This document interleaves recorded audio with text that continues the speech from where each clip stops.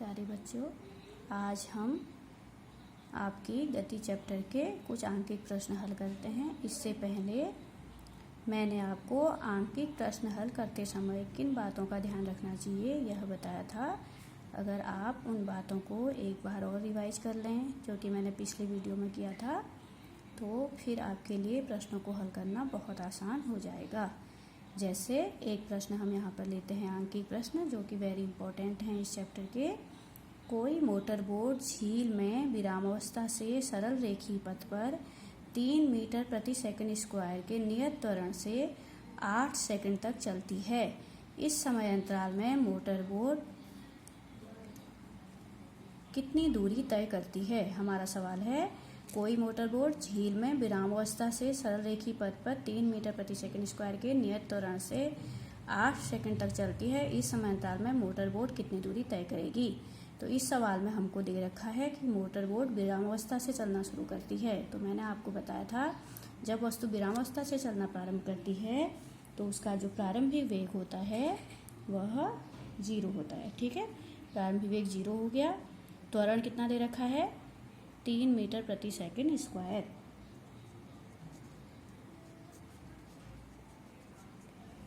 ठीक हो गया।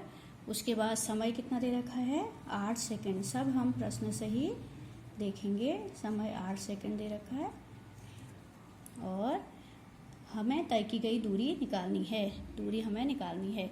तो हमें पता है गति के 3 समीकरण होते हैं, v = u + at। मैं एक बार और आपको बता रही हूँ। और उसके बाद होता है हमारा s = ut + ½ at² और v² = u² + 2as। तो इस वाले में हम कौन सा सूत्र लगाएंगे? हमको पता है u, a, t पता है और s निकालना है।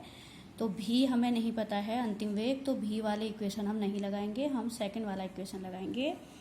s = ut + ½ at²। अब इसमें हम वैल्यू रखेंगे। u 0 है, t 8 है, प्लस 1/2, a जो है वो 3 है और t जो है वो 8 है। तो 8 का वर्ग हो जाएगा 80²। तो 8 0 जा 0 होता है, प्लस ½ × 3 × 8 और 8 को गुणा करेंगे। 8 का वर्ग 64, 8 8 जा 64 होता है। उसके बाद हम इस 2 से अगर हम इस 64 को काट देते हैं तो 32 आता है। तो 3 × 32, 3 × 32 आ गया। तो हम इसको मल्टीप्लाई करेंगे तो 96 मीटर हमारी चली गई दूरी आ गई। ठीक है, तो हमारा क्या आंसर आया कि मोटर बोट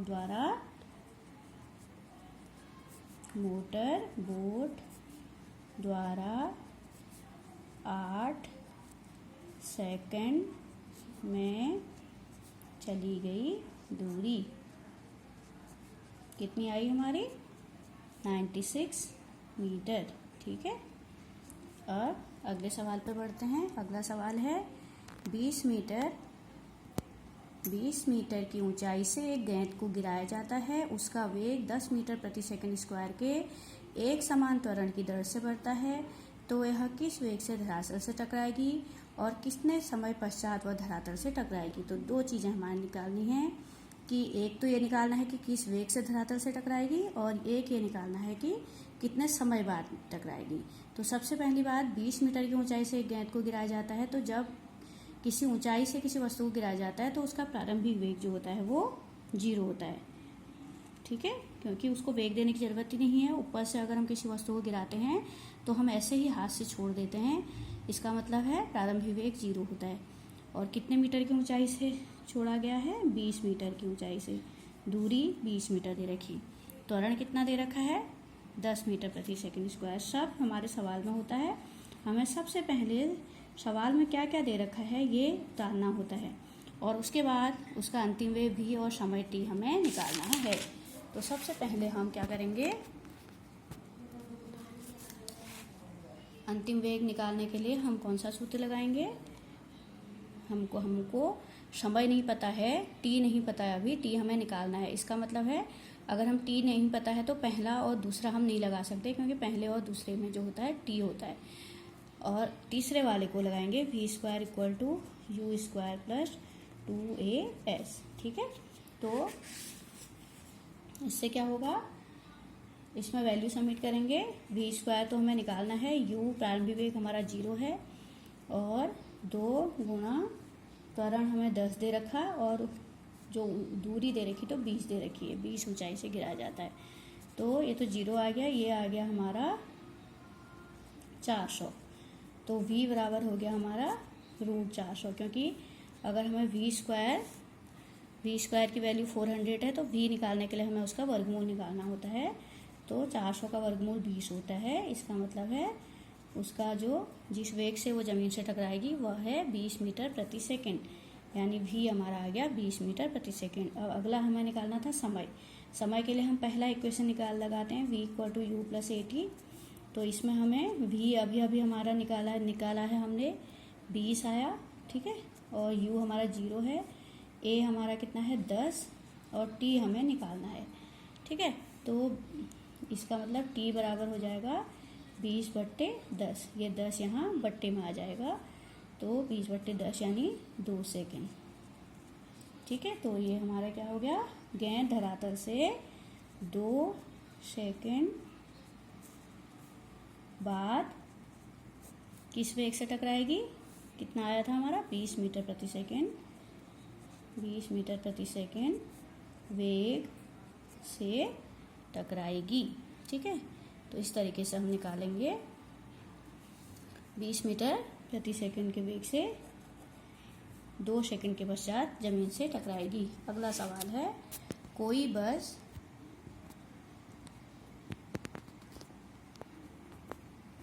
जो हमारा अगला सवाल है, कोई बस विरामावस्था से चलना प्रारंभ करती है तथा 2 मिनट तक 0.1 मीटर प्रति सेकंड स्क्वायर के एक समान त्वरण से चलती है, तो परिकलन कीजिए। तो हमें क्या निकालना है इसमें,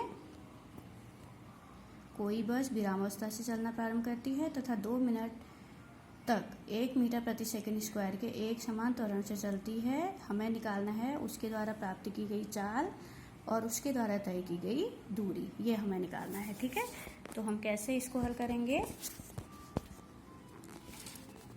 हमारा सवाल है कि कोई बस विरामावस्था से चलना प्रारंभ करती है, तो यहीं पर मैंने आपको पिछले उसमें बताया था कि जब भी कोई चीज़ विरामावस्था से चलती है तो उसका प्रारंभिक वेग 0 होता है, 2 मिनट तक चलती है और 0.1 मीटर प्रति सेकंड स्क्वायर के एक समान त्वरण से चलती है। तो हमें परिकलन करना है कि उसने कितनी चाल प्राप्त की, यानी उसका अंतिम चाल कितनी है, और दूसरा हमें निकालना है तय की गई दूरी। ठीक है, तो सबसे पहले क्योंकि बस विरामावस्था से चलना प्रारंभ करती है, तो हम क्या करेंगे, उसका जो प्रारंभिक वेग होगा वो 0 होगा।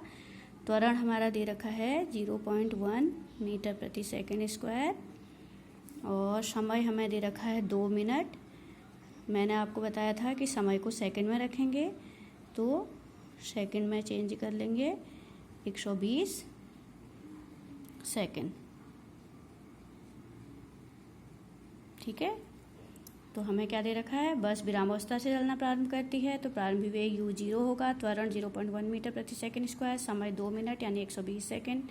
अब हमें निकालना है कि उसके द्वारा प्राप्त की गई चाल, तो चाल हम v = u + at वाले सूत्र से निकालेंगे, जहाँ पर हमें v तो कैलकुलेट करना है, u 0 है, a हमारा है 0.1 और t है 120। ठीक है, तो 120 से जब हम 0.1 को गुणा करेंगे तो हमारा कितना आएगा, एक अंक का दशमलव लग जाएगा, तो 12 मीटर प्रति सेकंड ये हमारी चाल आ गई। ठीक है, अब तय की गई दूरी के लिए हम गति का दूसरा समीकरण लगाएंगे, s = ut + हाफ at²। तो u 0 है तो ut पूरा 0 हो जाएगा, क्योंकि u 0 है तो ये पूरा पद 0 हो जाएगा, प्लस हाफ a है 0.1 और t है 120 का वर्ग, 120 सेकंड है। ठीक है, तो जब हम इसको हल करेंगे 1/2 गुणा 0.1 गुणा 120 गुणा 120, तो हमारा 120 और 120 को जब हम आपस में गुणा करेंगे तो कितना आ जाएगा, 144 में 2 जीरो लगेंगे और इस दशमलव के कारण इसका 1 दशमलव कैंसिल हो जाएगा और 2 से जब हम 1440 को काटेंगे तो हमारा आएगा 720 मीटर। ठीक है, इनको हल करके हमारा इतना आएगा, क्योंकि हम क्या करेंगे, इस पॉइंट 1 की वजह से इसका 1 जीरो कम हो जाएगा और फिर बचा हमारे पास 1440। तो 1440 को हम क्या करेंगे, 2 से डिवाइड करेंगे तो हमारा 720 मीटर आएगा। अगला सवाल है, कोई रेलगाड़ी 90 किलोमीटर प्रति घंटा की चाल से चल रही है। ब्रेक लगाए जाने पर वह -0.5 मीटर प्रति सेकंड स्क्वायर का त्वरण उत्पन्न करती है। रेलगाड़ी विरामावस्था में जाने से पहले कितनी दूरी तय करेगी। ठीक है, हमारा प्रश्न है, कोई रेलगाड़ी 90 किलोमीटर प्रति घंटा की चाल से चल रही है। ब्रेक लगाए जाने पर वह 0.5 मीटर प्रति सेकंड स्क्वायर का एक समान त्वरण उत्पन्न करती है। क्योंकि ब्रेक लगाने पर चाल कम हो जाती है और चाल कम होना मतलब त्वरण ऋणात्मक होगा। अब विरामावस्था में आने से पहले कितनी दूरी तय करेगी, यानी कि रेलगाड़ी लास्ट में विरामावस्था में आ गई और प्रारंभिक वेग रेलगाड़ी का कितना है, 90 किलोमीटर प्रति घंटा। तो प्रारंभिक वेग है 90 किलोमीटर प्रति घंटा। तो 90 किलोमीटर प्रति घंटा को मैंने बताया था कि 5/18 से गुणा करते हैं मीटर प्रति सेकंड में बदलने के लिए। तो हमारा आ जाएगा ये 25 मीटर प्रति सेकंड। ठीक है, और त्वरण कितना दे रखा है, -0.5 मीटर प्रति सेकंड स्क्वायर, ये त्वरण दे रखा है। और रेलगाड़ी रुक जाती है तो इसका अंतिम वेग 0 होगा। रेलगाड़ी के रुक जाने पर अंतिम वेग 0 होगा और तय की गई दूरी हमें निकालनी है। ठीक है, तो हम क्या करेंगे, सबसे पहले सूत्र लगाएंगे v² = u² + 2as, ये वाला सूत्र लगाएंगे। ठीक है, तो u हमारा कितना आया था, 25 का वर्ग प्लस 2 × a कितना है, 0.5 माइनस में है 0.5 और s हमें निकालना है और v हमारा 0 है, क्योंकि रेलगाड़ी लास्ट में रुक गई थी तो अंतिम वेग 0 है। u 25 आया था 90 किलोमीटर प्रति घंटा को जब हमने बदला था, a 0.5 है। तो अब हम इसको हल करेंगे, यह आएगा हमारा 625 प्लस 2 को 5 से हम गुणा करेंगे तो -10 आएगा और एक अंक का दशमलव लगाएंगे तो s। ठीक है, तो ये आएगा 625 minus s, 1s means s। तो s को जब हम पक्षांतर करके इधर लाएंगे तो हमारा आ जाएगा, s को पक्षांतर, s चली गई दूरी है, इसको पक्षांतर करके इधर लाएंगे तो 625 मीटर चली गई दूरी आ गई हमारी। ठीक है, तो तय की गई दूरी कितनी आ गई,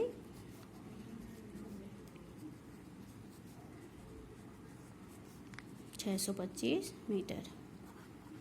यहाँ पर एक बार और समझ लीजिए, 2 × 0.5 किया, 2 पंचे 10 होगा, एक अंक बाद दशमलव लगाएगा तो 1.0 होगा और माइनस, तो -1s यानी कि -s। ठीक है, तो ये 625 आ गया।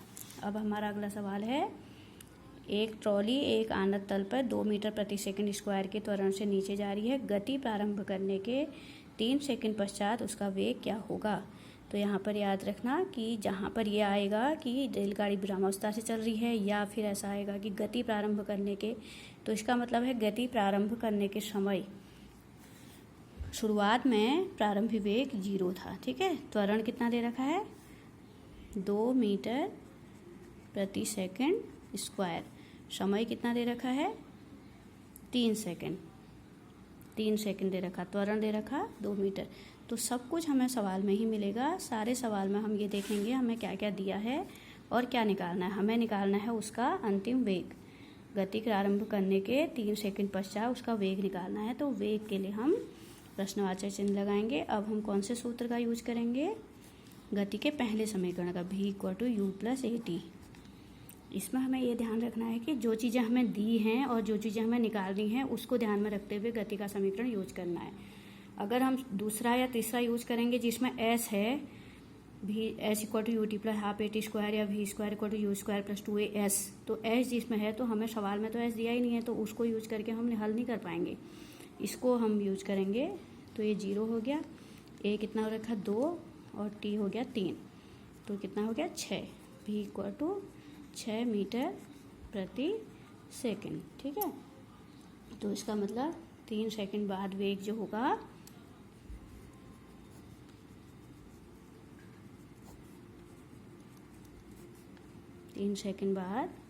वेग v इक्वल टू 6 मीटर प्रति सेकंड। ठीक है, उसके बाद हमारे पास अगला सवाल है कि एक रेसिंग कार एक समान त्वरण 4 मीटर प्रति सेकंड